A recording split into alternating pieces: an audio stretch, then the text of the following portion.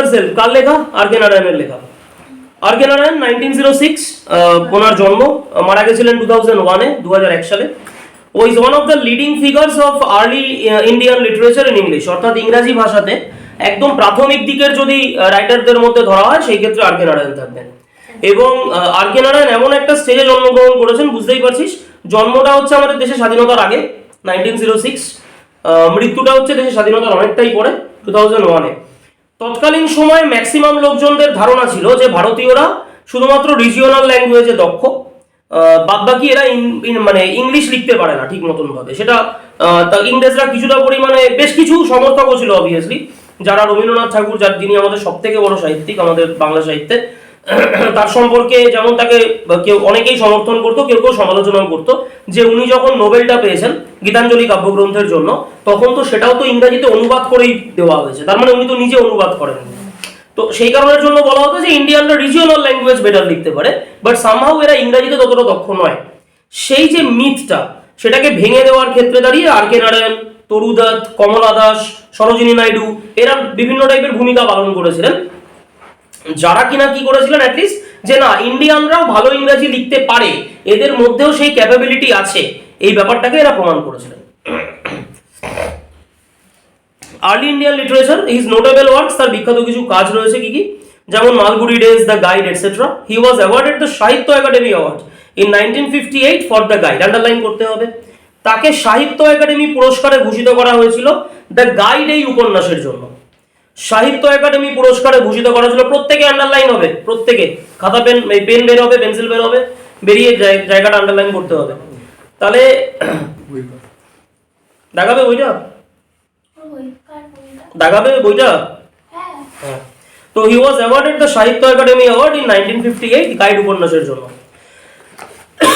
পরবর্তীকালে এটা নিয়ে বলিউডে মুভিও হয়েছে, দেবানন্দ বলে একজন পুরনো হিরো, তিনি এটাতে অভিনয় করেছিলেন এবং তিনি ন্যাশনাল অ্যাওয়ার্ড পেয়েছিলেন এই সিনেমাটার জন্য। গাইড নামও ছিল, সিনেমাটার নামও ছিল গাইড, এটার জন্য ন্যাশনাল অ্যাওয়ার্ড পেয়েছিলেন তিনি। আর যেটা সাহিত্য, সেটা সাহিত্য একাডেমি অ্যাওয়ার্ডে ভূষিত হয়েছে। The story and edited example from Malgudi days, গল্পটা বেসিক্যালি নেওয়া মালগুড়ি ডেজের থেকে, আন্ডারলাইন করতে হবে। তাহলে মূল গল্পের নাম কি? মূল গল্পের নাম হলো Malgudi days. Is about a young বয়, এটা ইয়াং ছেলের ব্যাপারে। যেরকম আমরা ক্লাস 9-এ টম লুজেস আ টুথ পড়ে এসেছি, টম ক্রমাগতভাবে স্কুলে যাওয়ার না যাওয়ার জন্য একটা কিছু ফন্দি ফিকির খুঁজছে, এরকম টাইপের। এক্স্যাক্টলি এখানেও ঠিক তাই। স্বামীনাথন বলে একটা ক্যারেক্টারকে আমরা দেখবো, call Swaminathan, who is unwilling to go to school. Unwilling মানে অনিচ্ছুক, যে অ্যাকচুয়ালি স্কুলে যেতে চাইছে না, but is forced by his father to attend school. কিন্তু বাবা, মানে তার বাবা অ্যাকচুয়ালি তাকে কি করছেন, জোর করে এক প্রকার স্কুলে পাঠাতে বাধ্য করছেন।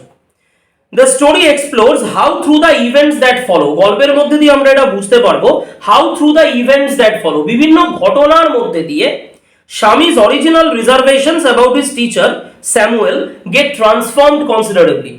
স্বামী অ্যাকচুয়ালি তার স্যার স্যামুয়েল স্যারকে প্রথম দিকে একটা অন্যরকম কিছু ভেবেছিল, মানে স্যারের সম্বন্ধে বিভিন্ন নেগেটিভ রিমার্কস বা নেগেটিভ কমেন্টস ইত্যাদি করেছিল। যত বেশি গল্পটা এগোবে আমরা বুঝতে পারবো যে স্বামীনাথনের মনের ভেতরে যে আইডিয়াটা ছিল তার স্যারের ব্যাপারে, সেটা ধীরে ধীরে ধীরে ধীরে পরিবর্তিত হচ্ছে এবং সে স্যারকে ভালো ভাবতে শুরু করেছে, খারাপের থেকে ভালো ভাবতে শুরু করেছে। চলে আসি ইউনিট 1-এ। বলছে লাইং ইন বেড, বিছানায় শুয়ে স্বামী রিয়েলাইজড উইথ এ শাডার, শাডার মানে চমকে উঠে, স্বামী চমকে উঠে এটাকে রিয়েলাইজ করলো, অর্থাৎ কেঁপে উঠে বা চমকে উঠে এটাকে রিয়েলাইজ মানে বুঝতে পারলো that it was Monday morning, underline করতে হবে। স্বামী একেবারে বিছানায় শুয়ে শুয়ে কেঁপে উঠে এটাকে বুঝতে পারলো যে এইটা সোমবার সকাল হয়ে গেছে অলরেডি, শনি রবি স্কুল বন্ধ, সোমবার সকাল উপস্থিত। It looked as though only a moment ago it was Friday. দেখে যেন মনে হচ্ছিল এক মুহূর্ত আগেই কি শুক্রবার, মানে মধ্যিখান দিয়ে শনি রবি কিভাবে চলে গেল বোঝাই গেল না, কারণ শনি রবিও খুব রিল্যাক্স করে বেড়ায়, এরকম টাইপের এদিক ওদিক ঘুরে টুরে বেড়ায়। সামহাউ সোমবার চলে এসেছে, already Monday was here, Monday এখানে উপস্থিত। He hoped he did not have to go to school. স্বামী আশা প্রকাশ করেছিল যে তাকে হয়তো স্কুলে যেতে হবে না, স্কুলে যেতে লাগবে না তাকে।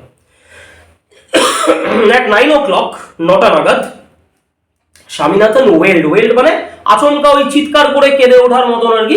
স্বামীনাথন হঠাৎ করে বিছানায় শুয়ে শুয়ে কেঁদে উঠলো আচমকা। কি বলছে? I have a headache, headache মানে মাথার ব্যথা, তো আমার মাথার খুব যন্ত্রণা করছে। মাদার জেনারাসলি সাজেস্টেড দ্যাট স্বামী মাইট স্টে অ্যাট হোম। তো মা যেই মুহূর্তে শুনলেন যে ছেলের মাথার যন্ত্রণা, তো মা একটুখানি নরম মনের মানুষ, তো তিনি বললেন যে থেকে যাও বাবা স্কুলে, যেতে লাগবে না।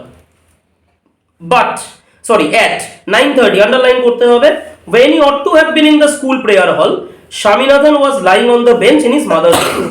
তার মানে 9:30 নাগাদ স্বামীর অ্যাকচুয়ালি কোথায় থাকার কথা? স্কুলে গেলে স্কুলের প্রেয়ার হলে থাকার কথা, বাট সেইখানে না গিয়ে ইনস্টেড অফ দ্যাট সে তার পরিবর্তে স্বামী কোথায় শুয়ে রয়েছে? বেঞ্চের ওপর শুয়ে রয়েছে। কার ঘরে শুয়ে রয়েছে? মায়ের ঘরে শুয়ে রয়েছে 9:30 সময়। এইবার বাবা ঘরে ঢুকলেন। বাবা অত্যন্ত স্ট্রিক্ট টাইপের একজন ব্যক্তি। বাবা বলছেন, have you no school today? বাবা জিজ্ঞাসা করলেন, কি রে স্কুল নেই আজকে? হেডেক, স্বামী রিপ্লাই। তো স্বামী উত্তর দিল, মাথার খুব ব্যথা। Nonsense, dress up and go. Nonsense মানে নির্বোধ কোথাকার, এরকম ড্রেস কর স্কুলে যা, মানে তোর যত বাহানা, সোমবার দিন থেকে তোর যত রাজ্যের বাহানা শুরু হয়, ড্রেস কর স্কুলে যা।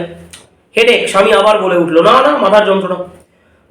বাবা একটা দুর্দান্ত রেমেডি বা সমাধান সূত্র তিনি বললেন স্বামীকে। কি? আন্ডারলাইন করতে হবে, লোফ থেকে শুরু করে মানডে অবধি। বলছে loaf about less on Sundays, সোমবার দিন কম কম ঘুরে বেড়া। Sorry, loaf about less on Sundays, রবিবার দিন কম কম ঘুরে বেড়া। লোফ মানে এদিক ওদিক ঘোরাফেরা করা। লোফ থেকে লোফার কথাটা এসছে। লোফার কাদের ক্ষেত্রে আমরা ইউজ করি? যে ছেলেগুলোর কোনো কাজ নেই, এদিক ওদিক সারাদিন ধরে ঘুরে ঘুরে বেড়ায়, এরকম টাইপের একটা ব্যাপার। তো loaf about less on Sundays, তো রবিবার দিন কম কম ঘুরে বেড়া, and you will be without a headache on Monday. তাহলে সোমবার দিনও মাথার যন্ত্রণা কি থাকবে? কম থাকবে। মানে রবিবার দিন যখন তুই ঘুরে বেড়াস তখন তোর মাথার যন্ত্রণা হয় না, তোর যেই সোমবার আসে অমনি তোর দুনিয়ার যাবতীয় রোগ এসে উপস্থিত হয়, মাথার যন্ত্রণা শুরু হয়ে যায়। এটা বন্ধ কর। স্বামী new how strict his father could be. তো স্বামী জানতো বেসিক্যালি তার বাবা কতটা স্ট্রিক্ট, কতটা কড়া মাপের লোক। So he changed his tactics. মায়ের ক্ষেত্রে যেরকম বাবার ক্ষেত্রে সেরকম নয়। ওই যে বললাম, সব রুগীর ক্ষেত্রে সব প্রেসক্রিপশন সমান নয়, ন্যাচারাল ব্যাপার। রুগী বিভিন্ন, প্রেসক্রিপশনও আলাদা আলাদা। তো স্বাভাবিক অর্থে স্বামী মায়ের ক্ষেত্রে যেটা প্রয়োগ করেছে, মাকে শুরু করেছে মাথার যন্ত্রণা, মা নরম মনের মানুষ, বলেছে বাবা শুয়ে পড়, অসুবিধা নেই। বাবা অন্য রকমের ব্যক্তি। তো স্বামী কি করলো? ট্যাকটিক্সটাকে চেঞ্জ করলো, কৌশলটাকে পরিবর্তন করলো। স্বামী কি বলছে? I can't go so late in the class বা টু দ্য ক্লাস, আমি এত দেরি করে ক্লাসে যেতে পারবো না। এইবার যে পরপর লাইনগুলো লেখা রয়েছে সেটাতে কিছু একটা করে স্বামী বলছে, একটা বাবার, আবার একটা স্বামীর ডায়ালগ, একটা বাবার ডায়ালগ, এরকম। স্বামীর বাবা কি বলছেন? বলছেন ইউ উইল হ্যাভ টু, তোকে যেতেই হবে, it is your own fault, তো নিজের দোষে তুই স্কুল অফ করছিস আজকে। What will the teacher think? এবার স্বামী বলছে what will the teacher think if I go so late. আরে স্যার কি ভাববে যদি এত লেট করে যাই? Tell him you had a headache and so are late, স্যারকে বলবি তোর মাথার যন্ত্রণা ছিল সেই জন্য দেরি হয়ে গেছে। He will scold me if I say so. স্বামী বললো, আরে বাপরে, স্কোল্ড মানে বকা দেওয়া, স্যার আমাকে বকা দেবে যদি আমি এই ধরনের কথাবার্তা কিছু বলি। স্বামী বাবা কি বলছে? উইলি, আচ্ছা স্যার বকা দেবে, লেট আস সি, চল দেখি কেমন বকা দেয় আর কি রকম। হোয়াটস হিজ নেম, নাম কি ওনার? স্বামী কি বললো? স্যারের নাম কি? স্যামুয়েল, আন্ডারলাইন করতে হবে। স্বামীর বাবা কি বলছে? Does he always scold the students, উনি কি সবসময় স্টুডেন্টদেরকে বকে? স্বামী বলছে he is a very angry man. ওরে বাপরে, সাংঘাতিক রাগী লোক। He is specially angry with boys who come in late, underline. তিনি কাদের প্রতি বেশি রেগে যান? যেসব ছেলেপুলেরা ক্লাসে দেরি করে ঢোকে, ওই দেরি করে ঢোকার জন্য তিনি ম্যাক্সিমাম ক্ষেত্রে রেগে যান। মানে বাবাকে এমন একটা জিনিস পয়েন্ট করলো যেটা অ্যাকচুয়ালি ওর সঙ্গেই ঘটছে আর কি। ও দেরি করে স্কুলে যাবে, স্যার বকা দেবে, তো বাবাকে ওই ব্যাপারটাই পয়েন্ট আউট করে বললো, I wouldn't like to go late to Samuel's class, আমি স্যামুয়েলের ক্লাসে হারগিজ এত দেরি করে যেতে পারবো না, অসম্ভব ব্যাপার। If he is so angry why not tell your headmaster about it. আরে যদি উনি এতই রাগী হয় তাহলে হেড স্যারকে গিয়ে বল না, হেড স্যার কিছু না কিছু তো সলিউশন দেবে। স্বামী কি বলছে? They say that even the headmaster is afraid of him. আর বলো না, ওরা বলে, দে সে মানে ইনডেফিনিট, অনির্দিষ্টভাবে স্কুলে বলা বলি হয়। কি বলা বলি হয়? হেডমাস্টারও নাকি স্যামুয়েল স্যারকে ভয় পায়, এরকম টাইপের লোক উনি।